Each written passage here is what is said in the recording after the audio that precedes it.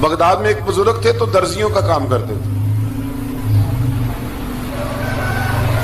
اللہ کے نبی حضرت ادریس علیہ السلام بھی درزیوں کا کام کرتے تھے. خوش ہوئے نا بات سن کے؟ پیشہ کوئی بھی برا نہیں، ایک برا ہے وہ ہے ہاتھ پھیلانا، اس کے علاوہ کوئی پیشہ برا یہ برا نہیں، یہ ہاتھ پھیلانا برا ہے. حضرت شیخ محمد بن حسن کہتے ہیں کہ وہ بزرگ جو تھے نا، امام غزالی نے لکھا ہے، وہ درزیوں کا کام کرتے تھے تو اس زمانے میں نا کھوٹا سکہ بھی کبھی کبھی آ جاتا تھا. کھوٹا سکہ پرانے لوگوں کو تو پتا ہوگا، چلو نوجوانوں کو بتا دیتا ہوں. چاندی کے سکے ہوتے تھے تو اوپر سے جب وہ گھس جاتا تھا نا نمبر، تو اس کو کہتے تھے اب کھوٹا ہو گیا. کیوں جی بزرگوں ایسے ہی ہے، وہ گھس جاتا تھا تو کہتے تھے سکہ، تو وہ چلتا نہیں تھا کہیں بھی. تو وہ بابا جی کی دکان مشہور ہو گئی تھی کہ وہاں کھوٹے سکے بھی چل جاتے، لوگ دے آتے تھے کھوٹے سکے، بہت سارے لوگ دے دیتے، بابا جی چپ کر کے قبول کر لیتے. مشہور ہو گیا، جو بھی جاتا کھوٹے سکے دے آتا، بابا جی قبول کر لیتے. پھر شام کو نا گھوڑے پہ بیٹھ کے جاتے اور دریا میں بہا. ایک دن کچھ بندے کھوٹے سکے لے کے آ گئے تو بابا جی ابھی مصلے پہ تھے، نماز پڑھ رہے تھے، تو بیٹے نے کپڑے دیے تو کھوٹے سکے وصول کیے. تو وہ کھوٹے سکے دینے والا شخص کھوٹے سکے دے رہا تھا تو وہ بچہ کہنے لگا تم نے بڑی عرصہ بیوقوف بنایا میرے ابا کو، کھوٹے سکے دے لے جاؤ. کہنے لگا تمہیں واقعی نہیں پتا چلتا کھوٹے ہیں؟ کہا ابا جی کا نہیں مجھے پتا، پر مجھے تو پتا ہے نا، اور میرا ابا شام کو کھول کے دیکھتا ہے تو پھر جو کھوٹے کھوٹے ہوتے ہیں انہیں دریا میں بہا کے آتا ہے، لے جاؤ اپنے. اتنی دیر میں بزرگ نماز سے فارغ ہوئے، کہنے لگے نہیں نہیں بیٹے رکھ لے، کھوٹے ہی رکھ لے. سننا بات. کہا جناب کیوں؟ فرمانے لگے میں کھوٹے اس لیے رکھ لیتا ہوں کہ لوگوں نے پیسوں میں ملا کے دوسروں کو بھی تو دینے ہیں نا، تو میں چاہتا ہوں چلو باقی لوگ نقصان سے بچ جائیں، ہمارا تو گزارا ہو ہی رہا ہے، باقی لوگ نقصان سے بچ جائیں. اور فرمایا پھر میں شام کو جا کے دریا میں ڈال کے آتا ہوں کہ کہیں میری اولاد بھی ان کو آگے نہ چلا دے. میں چاہتا ہوں کہ اور لوگ اس کام سے بچ جائیں. درویش کہتے ہیں کہ جب اس بابے کا آخری وقت آیا نا تو جو اس نے جملہ کہا میرا کلیجہ پھٹ گیا. آخری وقت جو اس نے دعا مانگی تو فرماتے ہیں میرے اندر وجد اور کیف کی صورت پیدا ہو گئی. فرماتے ہیں ان بزرگوں نے اپنے آخری وقت دعا مانگی، اے اللہ میں نے ساری زندگی کھوٹے سکے قبول کیے تاکہ تیرے بندے شر سے بچ جائیں، تو یا اللہ تو بھی اس کھوٹے سکے کو قبول فرما لے. اللہ میں نے کھوٹے سکے قبول کیے، کھوٹے، تاکہ تیرے بندے تکلیف سے بچ جائیں، تو مالک میں بھی کھوٹا ہی ہوں، اللہ تو بھی اس کھوٹے کو قبول فرما لے. اور یہ دعا مانگ کے نا تو کبھی روتے کبھی ہنستے. لوگوں نے کہا کیا ہوا؟ کہتے ہیں لگتا ہے رب نے کھوٹا سکہ قبول فرما لیا، لگتا ہے کہ اللہ نے کھوٹا سکہ قبول. لوگوں کو تکلیف سے بچائیں. ہمارا وجود یارو مطلب کیا ہو جائے گا 2 منٹ کے لیے سمجھ لیں کیا ہو جائے. یعنی اگر آپ بڑے غصے سے باہر آئے اور پاپڑ بیچنے والے پہ آپ نے غصہ نکال لیا سارا، میں رات کی ڈیوٹی کر کے آیا ہوں تھکا ہوا ہوں اور تو پاپڑ بیچنے آ گیا، تم لوگ بڑے نالائق ہو بدتمیز ہو، آپ نے یہ سخت جملے کہہ دیے، چپ کر کے وہ آدمی معذرت کر کے گزر گیا، وہ تو سارا دن پریشان رہے گا نا کہ میری غریبی کا مذاق اڑا. مطلب ہو کیا گیا، ہوا کیا اگر اس نے کوئی بات کر لی.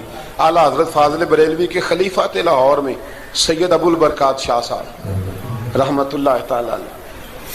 تو رات کو ایک شخص تراویح کے بعد حضرت سویا کرتے تھے. بہت سارے لوگ تو سو ہی نہیں پاتے رمضان کی راتوں میں، سو ہی نہیں پاتے، میں خود نہیں سو پاتا. اب تراویح سے اگر آپ 10:30 فارغ ہوئے تو 2 بجے اگر آپ کو دوبارہ اٹھنا ہے تو بیچ میں آپ کو کیا ملے گا؟ اگر آپ نے کچھ پڑھنا پڑھانا ہے، صبح درس دینا ہے، تو پھر تو آپ کے لیے بڑا اور یہ خاصا مشکل کام ہے، یہ خاصا مشکل کام ہے. آپ یقین کریں چند تفسیریں دیکھتے ہیں تو ٹائم بہت زیادہ ہو جاتا ہے.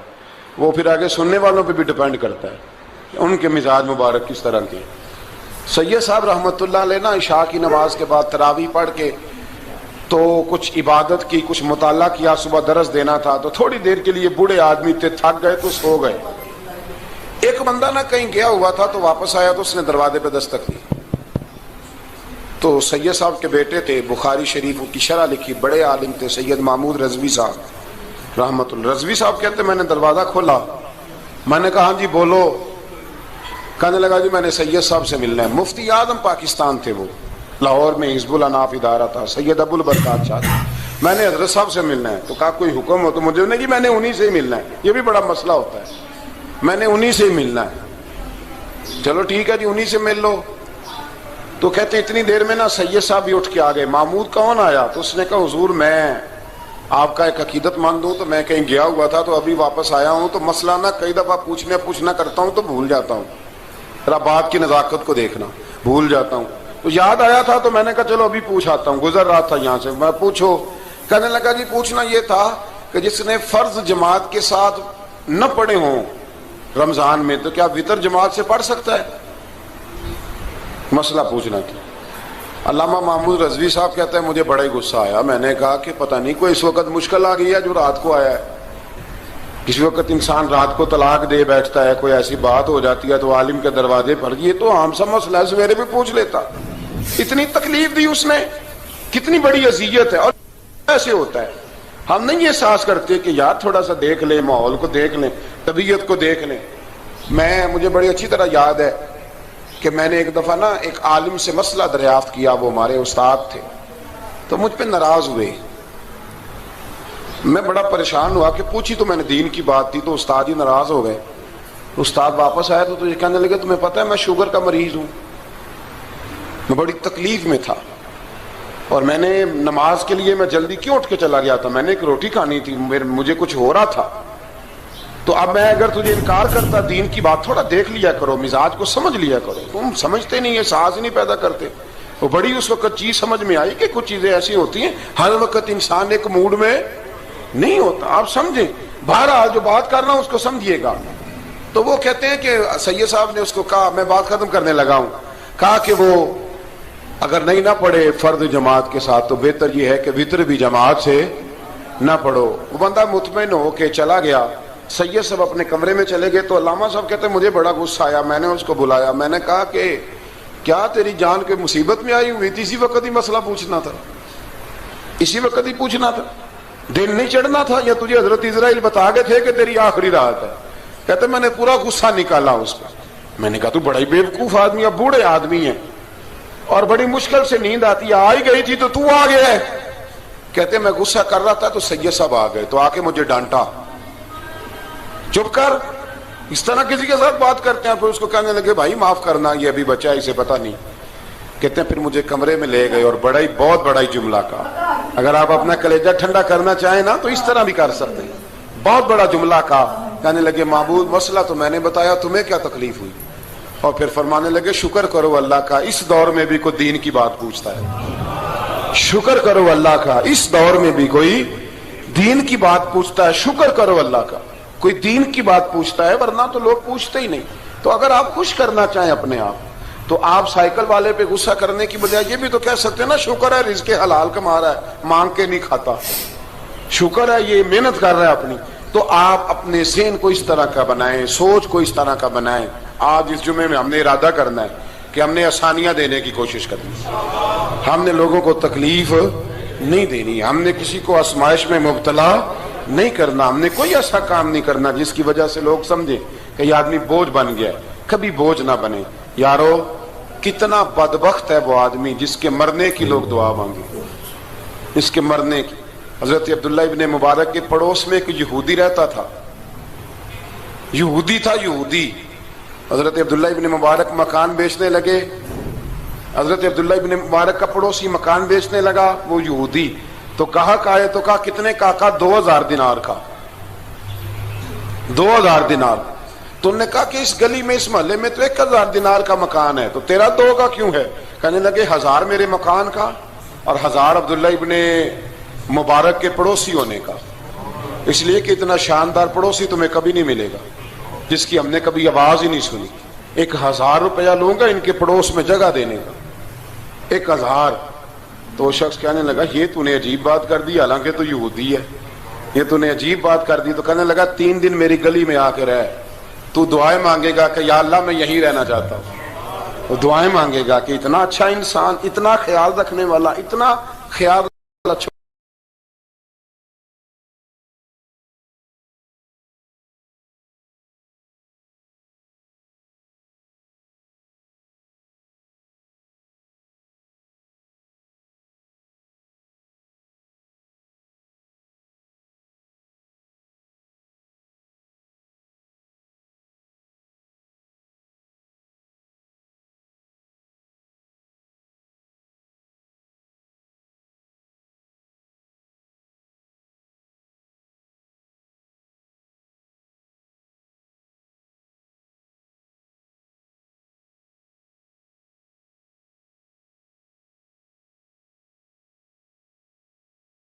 کریں، کسی سے پیار کریں، اور یارو چھوڑو مزدور بن جاتے ہیں۔ شیخ سعدی کہا کرتے تھے جب سے مخدوم بناؤں نا، لوگوں سے خدمت کرانے لگاؤں، مزہ ہی نہیں آیا۔